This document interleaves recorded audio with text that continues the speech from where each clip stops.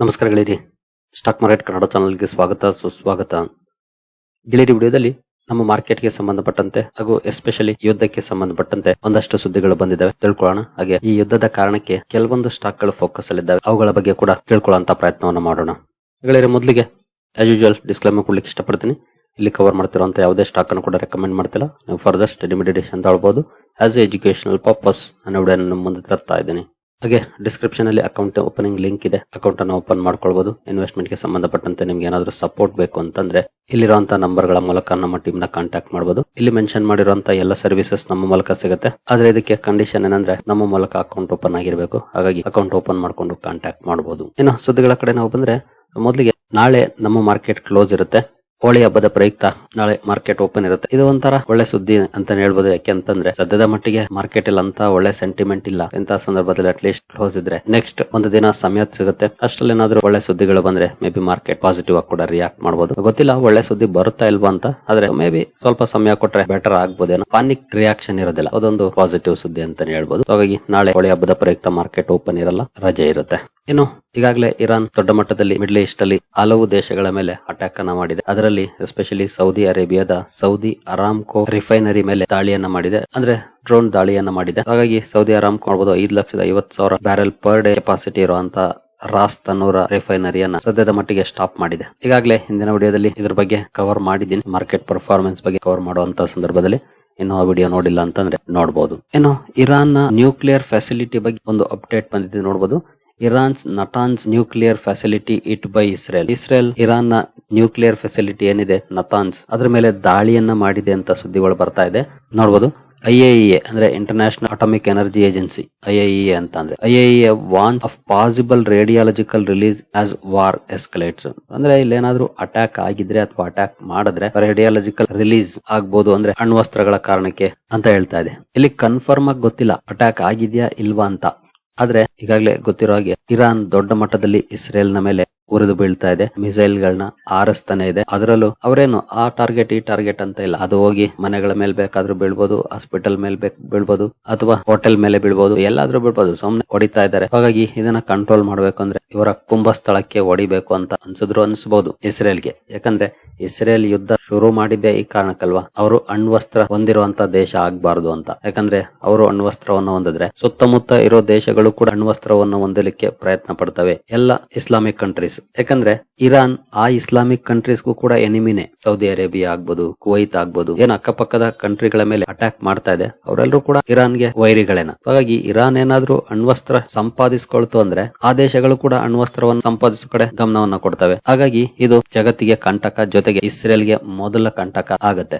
ಇದೇ ಕಾರಣಕ್ಕೆ ಇಸ್ರೇಲ್ ಇವರನ್ನ ವಿರೋಧ ಮಾಡ್ತಾ ಇರೋದು. ಅದಕ್ಕಾಗಿನೇ ಸಾಧ್ಯವಾದಷ್ಟು ಅಣ್ವಸ್ತ್ರ ಸಶಸ್ತ್ರ ದೇಶ ಆಗಬಾರದು ಅಂತಾನೆ ಇಸ್ರೇಲ್ ಬಯಸುತ್ತೆ. ಜೊತೆಗೆ ಇದೊಂದೇ ಅಲ್ಲ, ಯಾವುದೇ ಇಸ್ಲಾಮಿಕ್ ಕಂಟ್ರಿ ಕೂಡ ಅಣ್ವಸ್ತ್ರ ಹೊಂದಿರಬಾರ್ದು ಅಂತ ಈವನ್ ಪಾಕಿಸ್ತಾನದ ಮೇಲೂ ಕೂಡ ಅವರು ಟಾರ್ಗೆಟ್ ಅನ್ನ ಮಾಡಿದಾರೆ ಆಗ. ಬಟ್ ಆಗ ಕಾರಣಾಂತರದಿಂದ ಅದನ್ನ ತಪ್ಸಕ್ ಆಗಿಲ್ಲ ಅವ್ರಿಗೆ. ಮೇ ಬಿ ಅದಕ್ಕೆ ಭಾರತದ ಸಪೋರ್ಟ್ ಸಿಕ್ಕಿದ್ರೆ ಅವಾಗ್ಲೇ ಅದನ್ನು ಕೂಡ ತಪ್ಸಿರ್ತಾ ಇದ್ರು. ಬಟ್ ಭಾರತ ಅಗ್ರೆಸಿವ್ ಆಗಿ ಡಿಸಿಷನ್ ತಗೊಂಡಿಲ್ಲ ಆಗ. ಅಂದ್ರೆ ಗ್ಲೋಬಲ್ ಕಾನ್ಫ್ಲಿಕ್ಟ್ ಗಳು ಆಗುತ್ತೆ ಅನ್ನೋ ಕಾರಣಕ್ಕೆ ಆಗಿನ ಸಂದರ್ಭದಲ್ಲಿ ಡಿಸಿಷನ್ ತಗೊಳಕ್ಕಾಗಿಲ್ಲ. ಹಾಗಾಗಿ ಅಣ್ವಸ್ತ್ರ ಶಕ್ತ ದೇಶ ಆದ್ರೂ ಅದೇ ಇವತ್ತು ಇರಾನ್ ಕೂಡ ಆ ರೀತಿ ಮಾಡ್ತಾ ಇರೋದು. ಯಾಕಂದ್ರೆ ಅವ್ರಿಗೂ ಕೂಡ ಟೆಕ್ ಸಿಗ್ತಾ ಇರೋದೇ ಪಾಕಿಸ್ತಾನದ ಮೂಲದಿಂದಾನೆ, ಅಥವಾ ಸಿಕ್ಕಿರೋದೇ ಅಲ್ಲಿಂದ. ಹಾಗಾಗಿ ಇದನ್ನ ಉಗ್ರವಾಗಿ ವಿರೋಧಿಸೋ ದೇಶ ಅಂದ್ರೆ ಅದು ಇಸ್ರೇಲ್. ಹಾಗಾಗಿ ಟಾರ್ಗೆಟ್ ಅನ್ನ ಮಾಡೇ ಮಾಡ್ತಾರೆ, ನ್ಯೂಟ್ರಲೈಸ್ ಮಾಡಬೇಕು ನ್ಯೂಕ್ಲಿಯರ್ ಫೆಸಿಲಿಟಿಗಳನ್ನ ಅಂತ. ಇನ್ ಕೇಸ್ ಆ ರೀತಿ ದಾಳಿಗಳಾದ್ರೆ ಖಂಡಿತ ಒಂದಷ್ಟು ಸಮಸ್ಯೆಗಳಂತೂ ಆಗುತ್ತೆ. IAEA ಹೇಳೋ ಹಾಗೆ ರೇಡಿಯಾಲಜಿಕಲ್ ರಿಲೀಸ್ ಆದ್ರೆ ಸಮಸ್ಯೆಗಳಾಗುವಂತ ಚಾನ್ಸಸ್ ಇರುತ್ತೆ ಇರಾನ್ ಅಲ್ಲಿ. ಇದು ಅಲ್ಲಿನ ಜನರಿಗೂ ಕೂಡ ತೊಂದರೆಯನ್ನ ಉಂಟು ಮಾಡೋ ಪ್ರಾಬಬಿಲಿಟಿ ಜಾಸ್ತಿ ಇರುತ್ತೆ. ಇವತ್ತಲ್ಲ ನಾಳೆ ಅದನ್ನ ಟಾರ್ಗೆಟ್ ಮಾಡೇ ಮಾಡ್ತಾರೆ. ಬಟ್ ಇರಾನ್ ತುಂಬಾ ಸೇಫ್ ಹೌಸ್ ಅನ್ನ ಬಿಲ್ಡ್ ಮಾಡಿದೆ ಅದಕ್ಕೆ ಅನ್ನುವಂತ ಮಾತುಗಳು ಕೂಡ ಇದ್ದಾವೆ. ಅಷ್ಟು ಸುಲಭ ಅಲ್ಲ ಈ ನ್ಯೂಕ್ಲಿಯರ್ ಫೆಸಿಲಿಟಿಯನ್ನ ಹೊಡೆದಾಕೋದು ಅಂತ. ನೋಡೋಣ, ಕುಂಭ ಸ್ಥಳಕ್ಕೆ ಟಾರ್ಗೆಟ್ ಮಾಡಿದ್ರು ಆಶ್ಚರ್ಯ ಪಡುವಂತದ್ದೇನಿಲ್ಲ. ಇನ್ನು ಈ ಯುದ್ಧದ ಕಾರಣಕ್ಕೆ ಈಗ ಸ್ಟ್ರೈಟ್ ಆಫ್ ಹಾರ್ಮುಜ್ ಅಲ್ಲಿ ಶಿಪ್ ಮೂವ್ಮೆಂಟ್ ಪೂರ್ತಿ ನಿಂತೋಗಿದೆ. ಅದರಲ್ಲೂ India bound tankers drop to nil. ಭಾರತಕ್ಕೆ ಬರುವಂತ ಯಾವುದೇ ಟ್ಯಾಂಕರ್ಸ್ ಅಲ್ಲಿ ಕಂಡು ಬರ್ತಾ ಇಲ್ಲ, ಯಾವ್ದು ಬರ್ತಾ ಇಲ್ಲ, ಎಲ್ಲಾನು ಕೂಡ ಸ್ಟಾಪ್ ಆಗಿದೆ. ಭಾರತಕ್ಕೆ around 50% of India's monthly oil ಈ ಹಾರ್ಮುಜ್ ಅಥವಾ ಹಾರ್ಮುಜ್ ಜಲಸಂಧಿಯ ಮೂಲಕನೇ ಬರುತ್ತೆ. ಬಟ್ ಸದ್ಯದ ಮಟ್ಟಿಗೆ ಯಾವುದೇ ಟ್ಯಾಂಕರ್ಸ್ ಬರ್ತಾ ಇಲ್ಲ. ಇನ್ನು ನಮ್ಮ ಮಾರ್ಕೆಟ್ ಬಗ್ಗೆ MK ಗ್ಲೋಬಲ್ ಅವರು ಒಂದು ರಿಪೋರ್ಟ್ ಅನ್ನ ಕೊಟ್ಟಿದ್ದಾರೆ, ನೋಡಬಹುದು. Nifty may face short term pressure amid US Iran tensions. Recovery could be seen in 1 or 2 weeks. So short term ಅಲ್ಲಿ ಪ್ರೆಷರ್ ನೋಡ್ಲಿಕ್ಕೆ ಸಿಗಬಹುದು, ಆದ್ರೆ ಮೇ ಬಿ ಮುಂದಿನ 1-2 ವಾರಗಳಲ್ಲಿ ರಿಕವರಿ ಆಗ್ಬಹುದು ಅಂತ ಹೇಳ್ತಿದ್ದಾರೆ. ತುಂಬಾ ಜನ ಅಂದ್ಕೊಳ್ಬಹುದು ಈ ರೀತಿಯ ರಿಪೋರ್ಟ್ ಗಳನ್ನ 1.5 ವರ್ಷದಿಂದ ನೋಡ್ತಾ ಇದೀವಿ, ಮಾರ್ಕೆಟ್ ಅಂತೂ ರಿಕವರಿ ಆಗ್ತಿಲ್ಲ ಅಂತ. ಎಸ್, ಆಗ್ತಿಲ್ಲ, ಬಟ್ ಡೀಸೆಂಟ್ ಪರ್ಫಾರ್ಮೆನ್ಸ್ ಅಂತೂ ಇಂಡೆಕ್ಸ್ ಲೆವೆಲ್ ಅಲ್ಲಿ ಬರ್ತಿದೆ, ಬಟ್ ಅಂತ ಒಳ್ಳೆ ಪರ್ಫಾರ್ಮೆನ್ಸ್ ಏನಿಲ್ಲ. ಜೊತೆಗೆ ಇದೇನೇ ಪ್ರೆಷರ್ ಇದ್ರೂ ಕೂಡ short term pressure, may be short term 1 ವಾರ ಇರಬಹುದು, 2 ವಾರ ಇರಬಹುದು, ಅಥವಾ 1 ತಿಂಗಳು ಇರಬಹುದು. ಶಾರ್ಟ್ ಟರ್ಮ್ ಮೇಲೆ ಲಾಂಗ್ ಟರ್ಮ್ ಅಂತ ನೋಡಿದ್ರೆ ಖಂಡಿತ ಈ ರೀತಿಯ ಶಾರ್ಟ್ ಟರ್ಮ್ ಹಿಕಪ್ಸ್ ಅನ್ನ ನೋಡ್ಕೊಂಡೆ ಮಾರ್ಕೆಟ್ ಮೂವ್ ಆಗೋದು, ಅದು ನಾವು ಈ ಹಿಂದಿನಿಂದನೂ ಕೂಡ ನೋಡಿದ್ದೀವಿ. ಇನ್ನು ಇಂಡಿಯಾ ಹಾಗೂ ಕೆನಡಾದಿಂದ ಒಂದು ಸುದ್ದಿ ಬಂದಿದೆ ನೋಡಬಹುದು. India Canada sign critical minerals MOU, seal $1.9 billion landmark uranium supply deal. Critical minerals ಗೆ ಸಂಬಂಧಪಟ್ಟಂತೆ ಭಾರತ ಹಾಗೂ ಕೆನಡಾ ಎರಡು ದೇಶಗಳು ಒಪ್ಪಂದವನ್ನು ಮಾಡಿಕೊಂಡಿದ್ದಾರೆ. ಜೊತೆಗೆ ಯುರೇನಿಯಂ ಸಪ್ಲೈ ಮಾಡುವಂತ ಡೀಲ್ಗೂ ಕೂಡ ಸಹಿಯಾಗಿದೆ. ಕೆನಡಾದ ಪ್ರೈಮ್ ಮಿನಿಸ್ಟರ್ ಮಾರ್ಕ್ ಕಾರ್ನಿ ಅವರು ಭಾರತಕ್ಕೆ ಬಂದಿದ್ದಾರೆ. ಈ ಸಂದರ್ಭದಲ್ಲಿ ಆಗಿರುವಂತಹ ಒಪ್ಪಂದಗಳಿವು. ಇನ್ನು ಯುರೋಪ್ ಅಲ್ಲಿ ನೋಡಬಹುದು, European gas prices jump 45% after Qatar halts LNG output. Qatar LNG output ಅನ್ನ ಸ್ಟಾಪ್ ಮಾಡಿದೆ. ಕಾರಣ ಇರಾನ್ ಅಟ್ಯಾಕ್ ಮಾಡ್ತಿರೋ ಕಾರಣಕ್ಕೆ, ಅದರಲ್ಲೂ ಎನರ್ಜಿ ಫೆಸಿಲಿಟೀಸ್ ಮೇಲೆ ಅಟ್ಯಾಕ್ ಮಾಡ್ತಿರೋ ಕಾರಣಕ್ಕೆ ತನ್ನ LNG ಔಟ್ಪುಟ್ ಅನ್ನ ಸ್ಟಾಪ್ ಮಾಡಿದೆ. ಈ ಕಾರಣಕ್ಕೆ ಯುರೋಪ್ ಅಲ್ಲಿ 45% ಜಂಪ್ ಆಗಿದೆ ಗ್ಯಾಸ್ ಪ್ರೈಸ್. ಇದೇ ರೀತಿ ಈ ಕಾನ್ಫ್ಲಿಕ್ಟ್ ಇನ್ನು ಮುಂದುವರೆದ್ರೆ ಇನ್ನು ದೊಡ್ಡ ಮಟ್ಟದ ರ್ಯಾಲಿ ಬರುವಂತ ಚಾನ್ಸಸ್ ಇರುತ್ತೆ ಕ್ರೂಡ್ ಹಾಗೂ ಗ್ಯಾಸ್ ಪ್ರೈಸ್ ಅಲ್ಲಿ. ಇನ್ನು ಕುವೈತ್ ಇಂದ ಕೆಲವೊಂದು ಸುದ್ದಿಗಳು ಬರ್ತಾ ಇದ್ದಾವೆ ನೋಡಬಹುದು. 3 US F-15 fighter aircraft mistakenly shot down by Kuwait air defence. Kuwait air defence by mistake ಅಮೆರಿಕದ 3 F-15 ಫೈಟರ್ ಏರ್ಕ್ರಾಫ್ಟ್ ಅನ್ನ ಹೊಡೆದಾಕಿರೋ ಬಗ್ಗೆ ಸುದ್ದಿಗಳು ಬರ್ತಾ ಇದಾವೆ. ಇದು ಅಮೆರಿಕನ್ ಸೆಂಟ್ರಲ್ ಕಮಾಂಡ್ ಹೇಳ್ತಿರೋ ಪ್ರಕಾರ ಕುವೈತ್ ಹೊಡೆದಿದ್ಯಾ ಅಥವಾ ಇರಾನ್ ಮಿಸೈಲ್ ಹೊಡೆದಿದ್ಯಾ ಗೊತ್ತಿಲ್ಲ, ಬಟ್ ಅವ್ರು ಹೇಳ್ತಿರೋದು ಕುವೈತ್ ಬೈ ಮಿಸ್ಟೇಕ್ ಹೊಡೆದಿದೆ ಅಂತ. ಜೊತೆಗೆ ಈಗ US ಹಾಗೂ ಕುವೈತ್ ಎರಡು ಅಥಾರಿಟೀಸ್ ಹೇಗೆ ಈ ಮಿಸ್ ಕಮ್ಯುನಿಕೇಶನ್ ಅಥವಾ ಮಿಸ್ ಐಡೆಂಟಿಫಿಕೇಶನ್ ಆಯ್ತು ಅನ್ನೋದ್ರ ಬಗ್ಗೆ ಎನ್ಕ್ವೈರಿಯನ್ನ ಕಂಡಕ್ಟ್ ಮಾಡ್ತಿದ್ದಾವೆ.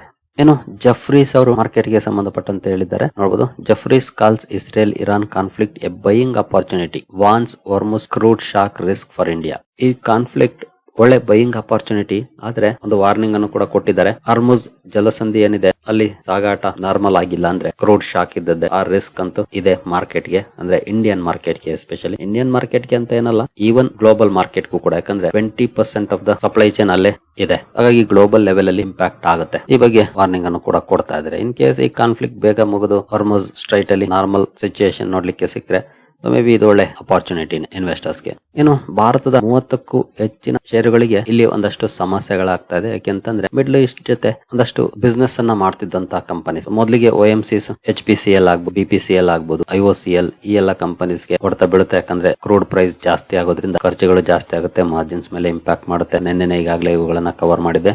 ಇನ್ನು ಇನ್ಫ್ರಾಸ್ಟ್ರಕ್ಚರ್ ಅಲ್ಲಿ ಕೆಲವೊಂದು ಕಂಪನೀಸ್ ಕೆಲಸವನ್ನ ಮಾಡ್ತಿದ್ದಾವೆ. L&T, KEC ಇಂಟರ್ನ್ಯಾಷನಲ್, KPIL ಈ ಕಂಪನಿಗಳಿಗೆ ಹೊಡೆತ ಬೀಳುತ್ತೆ. ಯಾಕಂದ್ರೆ ನೋಡಬಹುದು L&T ಎಸ್ಪೆಷಲಿ ಮಿಡ್ಲ್ ಈಸ್ಟ್ ಇಂದಾನೆ 37% ಆರ್ಡರ್ ಬುಕ್ ಅನ್ನ ಹೊಂದಿದೆ. 7.33 lakh crore ಆರ್ಡರ್ ಬುಕ್ ಅಲ್ಲಿ 37% ಮಿಡ್ಲ್ ಈಸ್ಟ್ ಆರ್ಡರ್ ಇದೆ. ನಂತರ 33% of it's order inflow over the same period. L&T ಗೆ ದೊಡ್ಡ ಹೊಡೆತ ಬೀಳುತ್ತೆ ಇನ್ ಕೇಸ್ ಈ ಕಾನ್ಫ್ಲಿಕ್ಟ್ ಜಾಸ್ತಿ ಆಗ್ತಾ ಹೋದ್ರೆ. KEC ಇಂಟರ್ನ್ಯಾಷನಲ್ ಕೂಡ 20% ಮಾರ್ಕೆಟ್ ಶೇರ್ ಅನ್ನ ಹೊಂದಿದೆ. 367 ಬಿಲಿಯನ್ ಆರ್ಡರ್ ಬುಕ್ ಅಲ್ಲಿ 20% ಮಿಡ್ಲ್ ಈಸ್ಟ್ ಇಂದ ಇದೆ. ಇನ್ನು ಕಲ್ಪತರು ಪ್ರಾಜೆಕ್ಟ್ಸ್ KPIL ಅಲ್ಲಿ 11% ಇದೆ. 63,300 ಕೋಟಿ ಆರ್ಡರ್ ಬುಕ್ ಅಲ್ಲಿ 11% ಮಿಡ್ಲ್ ಈಸ್ಟ್ ಇಂದ ಪ್ರಾಜೆಕ್ಟ್ ಗಳಿದೆ. ಹಾಗಾಗಿ ಈ 3 ಕಂಪನಿಗಳಿಗೆ ಇನ್ಫ್ರಾಸ್ಟ್ರಕ್ಚರ್ ಅಲ್ಲಿ ಡಿಸ್ಅಡ್ವಾಂಟೇಜ್ ಆಗುತ್ತೆ. ಇನ್ನು ಥರ್ಮ್ಯಾಕ್ಸ್ ಕೂಡ ಇದೆ, ಅದರಲ್ಲೂ 39% of its FY26 9 month order ಇನ್ಫ್ಲೋದಲ್ಲಿ ಮಿಡ್ಲ್ ಈಸ್ಟ್ ಇದೆ. ಇನ್ನು ಕಮಿನ್ಸ್ ಇಂಡಿಯಾ ಕೂಡ ಇದೆ ನೋಡಬಹುದು, 17% ರೆವೆನ್ಯೂ ಅಲ್ಲಿಂದ ಬರ್ತಾ ಇದೆ ಎಕ್ಸ್ಪೋರ್ಟ್ಸ್ ಅಲ್ಲಿ. ಇನ್ನು AIA ಇಂಜಿನಿಯರಿಂಗ್ ಇದೆ, 65% ರೆವೆನ್ಯೂ ಎಕ್ಸ್ಪೋರ್ಟ್ಸ್ ಇಂದ ಬರ್ತಾ ಇದೆ. AIA engineering middle East exposure 6.6% ಇದೆ. ಇನ್ನು ಏವಿಯೇಷನ್, ಲಾಜಿಸ್ಟಿಕ್ಸ್, ಏರ್ಪೋರ್ಟ್ಸ್ ಇಲ್ಲೂ ಕೂಡ ಒಂದಷ್ಟು ನೆಗೆಟಿವ್ ಆಗುತ್ತೆ. ಇಂಡಿಗೋ ಆಗ್ಬಹುದು, GMR ಏರ್ಪೋರ್ಟ್ಸ್, ಏಜಿಸ್ ಲಾಜಿಸ್ಟಿಕ್ಸ್ ಇವುಗಳಿಗೆ. ಗ್ಯಾಸ್ ಡಿಸ್ಟ್ರಿಬ್ಯೂಟರ್ಸ್ ಕೂಡ ನೆಗೆಟಿವ್ ಸುದ್ದಿ. ಫರ್ಟಿಲೈಸರ್ಸ್ ಕಂಪನಿಗಳಿಗೆ, especially Indian fertiliser production companies ಗೆ ಒಳ್ಳೆ ಸುದ್ದಿ ಇದು. ಅಲ್ಲಿ ಡಿಸ್ಟರ್ಬೆನ್ಸಸ್ ಆದ್ರೆ ಇಲ್ಲಿ ಪ್ರೊಡಕ್ಷನ್ ಮಾಡುವಂತ ಕಂಪನಿಗಳಿಗೆ ಬೇಡಿಕೆ ಜಾಸ್ತಿ ಆಗುತ್ತೆ.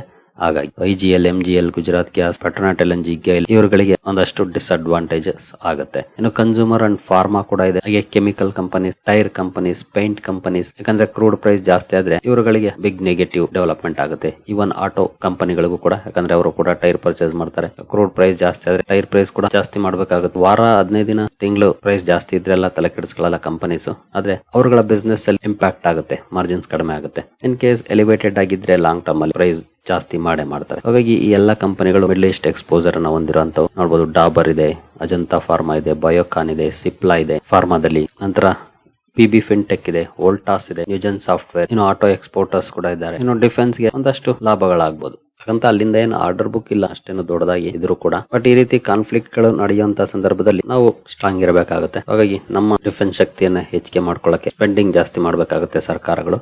ಹಾಗಾಗಿ ಈ ನಿಟ್ಟಿನಲ್ಲಿ ಪ್ರಯತ್ನಗಳು ನಡೆಯುತ್ತೆ, ಅದೊಂದು ಪಾಸಿಟಿವ್ ಇಂಪ್ಯಾಕ್ಟ್ ಇರುತ್ತೆ. ನೆನ್ನೆ ಇದ್ರ ಬಗ್ಗೆ ನಾನು ಸಪರೇಟ್ ವಿಡಿಯೋದಲ್ಲಿ ಕವರ್ ಮಾಡಿದ್ದೆ. ಇನ್ನು ರೈಸ್ ಸೆಗ್ಮೆಂಟ್ ಅಲ್ಲಿ ಕೆಲಸ ಮಾಡುವಂತ ಕಂಪನಿಗೂ ಕೂಡ ಇದು ನೆಗೆಟಿವ್ ಡೆವಲಪ್ಮೆಂಟ್. LT ಫುಡ್ಸ್ ಆಗ್ಬೋದು, KRBL ಆಗ್ಬೋದು, ಯಾಕಂದ್ರೆ ಇವರುಗಳು ಕೂಡ ಅಲ್ಲಿಗೆ ಎಕ್ಸ್ಪೋರ್ಟ್ ಮಾಡ್ತಾ ಇದ್ರು. KRBL India gate basmati rice ಅನ್ನ ಎಕ್ಸ್ಪೋರ್ಟ್ ಮಾಡುತ್ತೆ. AWL ಅಗ್ರಿ, GRM ಓವರ್ಸೀಸ್ ಇವರುಗಳಿಗೆ ನೆಗೆಟಿವ್ ಡೆವಲಪ್ಮೆಂಟ್. ನಂತರ ಇವನ್ ಫಾರ್ಮಾ ಕಂಪನೀಸ್ಗೂ ಕೂಡ ಅವಾಗಲೇ ನೋಡಿದ್ವಲ್ಲ, ಎಸ್ಪೆಷಲಿ ಕೆಲವೊಂದು ಕಂಪನೀಸ್ ಅಂತ ರಾ ಮೆಟೀರಿಯಲ್ ಗೆ ಡಿಪೆಂಡ್ ಆಗಿದ್ದು ಸಪ್ಲೈ ಚೈನ್ ಮೇಲೆ ಇಂಪ್ಯಾಕ್ಟ್ ಆಗುತ್ತೆ, ಜೊತೆಗೆ ಎಕ್ಸ್ಪೋರ್ಟ್ಸ್ ಮೇಲೆ ಕೂಡ ಇಂಪ್ಯಾಕ್ಟ್ ಆಗುತ್ತೆ. ಹಾಗಾಗಿ ಫಾರ್ಮಾ ಕಂಪನೀಸ್ಗೂ ಕೂಡ ಇದು ನೆಗೆಟಿವ್ ಡೆವಲಪ್ಮೆಂಟ್ ಆಗುತ್ತೆ. ಇನ್ನು ಇವತ್ತು ಪಾಕಿಸ್ತಾನದ ಮಾರ್ಕೆಟ್ ಸ್ವಲ್ಪ ಜಾಸ್ತಿನೇ ಕ್ರಾಶ್ ಆಗಿದೆ, ನೋಡಬಹುದು 10% ಕ್ರಾಶ್ ಆಗಿದೆ. ಬಿಗ್ಗೆಸ್ಟ್ ಡ್ರಾಪ್ ಇದು, ಅಂದ್ರೆ ಇತ್ತೀಚಿನ ಬಿಗ್ಗೆಸ್ಟ್ ಡ್ರಾಪ್. ಅವ್ರದ್ದು ಇನ್ನು ಬೇರೆ ಬೇರೆ ಸಮಸ್ಯೆಗಳಿದೆ, ಮಿಡ್ಲ್ ಈಸ್ಟ್ ಟೆನ್ಷನ್, ಜೊತೆಗೆ ಅಫ್ಘಾನಿಸ್ತಾನ್ ಜೊತೆ ಯುದ್ಧ ಮಾಡ್ತಿದ್ದಾರೆ, ಇನ್ನೊಂದ್ ಕಡೆ ಬಲೂಚಿಸ್ತಾನ್ ಸಮಸ್ಯೆಗಳ ಸುಳಿಯಲ್ಲಿ ಸಿಲುಕಿದ್ದಾರೆ. ಹಾಗಾಗಿ 10% ಕ್ರಾಶ್ ಆಗಿದೆ ಪಾಕಿಸ್ತಾನ್ ಮಾರ್ಕೆಟ್ ಇವತ್ತು. ಸರಿಗಳಿರಿ, ನಿಮ್ಗೇನಾದ್ರೂ ಸ್ಟಾಕ್ ಮಾರ್ಕೆಟ್ ಬಗ್ಗೆ ಕಲಿಯುವಂತ ಆಸಕ್ತಿ ಇದ್ರೆ ನಮ್ಮ ತರಬೇತಿ ಕಾರ್ಯಕ್ರಮ ಇದೆ, ಸೇರ್ಕೊಳ್ಬಹುದು. ಇಲ್ಲಿ ಯಾವುದೇ ರೀತಿಯ ಸ್ಟಾಕ್ ರೆಕಮೆಂಡೇಶನ್ ಇರೋದಿಲ್ಲ, ಆದ್ರೆ ಇನ್ವೆಸ್ಟ್ ಮಾಡೋ ಮುಂಚೆ ಒಂದು ಕಂಪನಿಯನ್ನ ಹೇಗೆ ಆಯ್ಕೆ ಮಾಡಬೇಕು, ಏನೆಲ್ಲ ಸ್ಟಡಿ ಮಾಡಬೇಕು, ಈ ಎಲ್ಲ ವಿಷಯಗಳನ್ನ ಒಳಗೊಂಡಿರುತ್ತೆ. ಲೈಫ್ ಲಾಂಗ್ ಸ್ಟಾಕ್ ಮಾರ್ಕೆಟ್ ಜರ್ನಿಯಲ್ಲಿ ಉಪಯೋಗಕ್ಕೆ ಬರುವಂತ ಕಂಟೆಂಟ್ ಅನ್ನ ಹೊಂದಿರುತ್ತೆ. ಇಂಟ್ರೆಸ್ಟ್ ಇರೋರು ಇಮೇಲ್ ಮೂಲಕ ಸಂಪರ್ಕ ಮಾಡಬಹುದು. ಸರಿಗಳಿರಿ, ಈ ಎಲ್ಲ ಅಪ್ಡೇಟ್ಸ್ ನಿಮಗೆ ಇಷ್ಟ ಆಗಿದೆ ಅಂದ್ಕೊಳ್ತೀನಿ. ಮುಂದಿನ ವಿಡಿಯೋದಲ್ಲಿ ಸಿಗೋಣ. ಅಲ್ಲಿವರೆಗೂ ಜೈ ಹಿಂದ್, ಜೈ ಕರ್ನಾಟಕ.